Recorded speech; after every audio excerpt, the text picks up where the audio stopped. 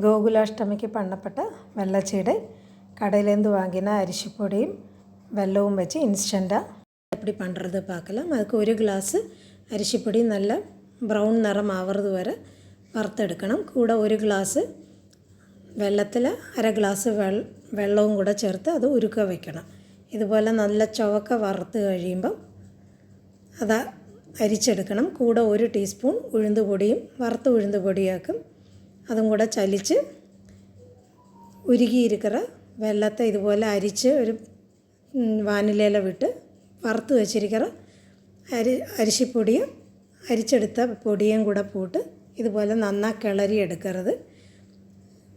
വെള്ളം പാകമൊന്നും ആവണ്ട, ഒന്ന് തിളച്ച് അതിലോടത്തെ പച്ച വാസന പോന്നാൽ പോരും.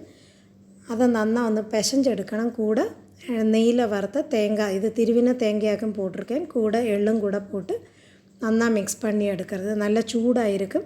അതുകൊണ്ട് ഒരു ഗ്ലാസ് വെച്ച് നന്നായി പിശഞ്ചെടുക്കരുത്. ഒരു നുള്ളു ഉപ്പും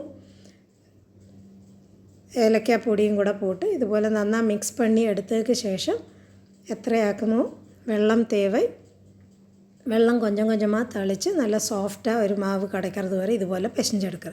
ഉരുട്ടിനാന്നെ അതിൽ വിള്ളൽ വരാതെ ഇതുപോലെ കറക്റ്റ് ബോള കടയ്ക്കുകയും വേണം. ഇതുപോലെ ഉരുട്ടി വെച്ച വെള്ളച്ചീടയെ മീഡിയം ചൂടാன എണ്ണയിൽ വേണം പൊരിച്ചെടുக்கிறதுக்கு. പോട്ട ഉടനെ കിളറപ്പെടാതെ ഒരു 1 മിനിറ്റ് കഴിഞ്ഞിട്ട് ഇതുപോലെ പതുക്കെ പതുക്കെ കിളറി നല്ല ഗോൾഡൻ കളറാകുമ്പോൾ ഏകദേശം അത് ചത്തവും മടങ്ങും. അത് മാറ്റി വെച്ച ഉടനെ അത് കൊഞ്ചം സോഫ്റ്റായിരിക്കും. വെള്ളം ഇരിക്കുമ്പം നന്നായി തണുത്ത് കഴിയുമ്പോൾ നല്ല ക്രിസ്പിயாக കിടക്കും. ഇതുപോലെ ബാക്കിയുള്ള ചീടയും പൊരിച്ചെടുക്കും.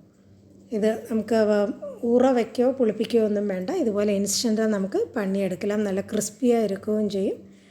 இந்த രീതിയിൽ എല്ലാവരും ഒന്ന് തയ്യാർ പണി പാരുങ്കോ. இந்த சத்தம் കേൾക്കുമ്പോൾ தெரியும் നല്ല ക്രിസ്പിയാണ് ചീട. അത് ഉടച്ച് കാണിക്കുമ്പോഴും നമുക്കത് ரொம்ப എളുപ്പം ഉടയ്ക്കുകയും പറ്റും. അതിനാ നല്ല ക്രിസ്പിയുമാക്കും. വായിൽ പോട്ടാൽ നല്ല കരികരാന്ന് ഇരിക്കുകയും ചെയ്യും. എല്ലാവരും இந்த രീതിയിലൊന്ന് വെള്ളച്ചീട ഗോകുലാഷ്ടമിക്ക് പണിപ്പാരുങ്കോ. இந்த வீடியோ பிடிச்சதானா லைக் ചെയ്യുங்கோ, ஷேர் ചെയ്യുங்கோ, சப்ஸ்கிரைப் செய்து சப்போர்ட் பண்ணுங்க.